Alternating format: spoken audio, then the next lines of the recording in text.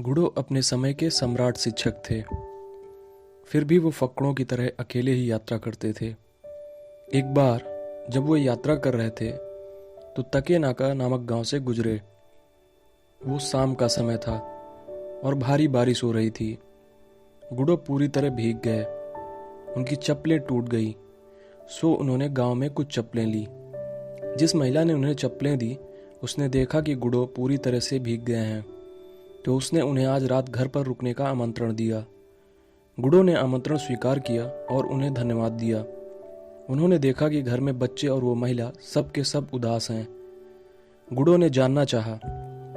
महिला ने बताया कि उनका पति एक जुआड़ी शराबी है।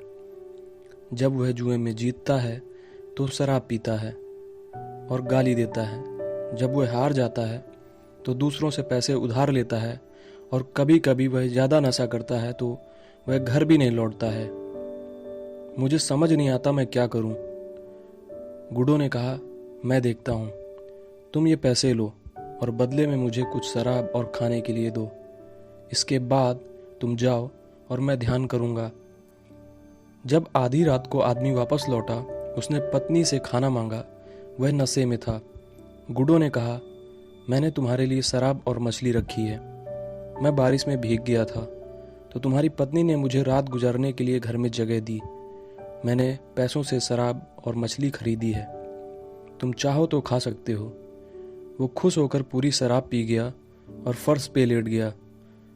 अगली सुबह जब वह जागा, वह सब भूल चुका था।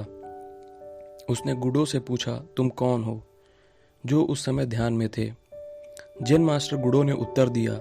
गुडो मुस्कुराए और कहा, हमारा जीवन बहुत संक्षिप्त है। अगर तुम यही करते रहे तो कुछ समय नहीं बचेगा और करने के लिए, और तुम्हारा परिवार भी हमेशा परेशान रहेगा। वह आदमी जैसे नींद से जागा हो। उसको बोध हुआ। उसने कहा, ठीक है, मुझे कुछ दूर अपने साथ ले चलो, मैं आपका सामान ढो दूंगा। गुडो ने कहा, जैसी तुम्हारी इच्छा। वो 3 मील चले। गुडो ने कहा, अब तुम वापस लौट जाओ। उसने कहा, थोड़ा और दूर। 5 मील के बाद गुडो ने फिर कहा, तुम लौट जाओ। उसने कुछ और दूर चलने को कहा। 10 मील चलने के बाद गुडो ने कहा, अब तुम लौट सकते हो। उसने कहा, नहीं, अब मैं पूरी जिंदगी आपके साथ चलूंगा। और कहा जाता है वो आदमी कभी वापस नहीं लौटता।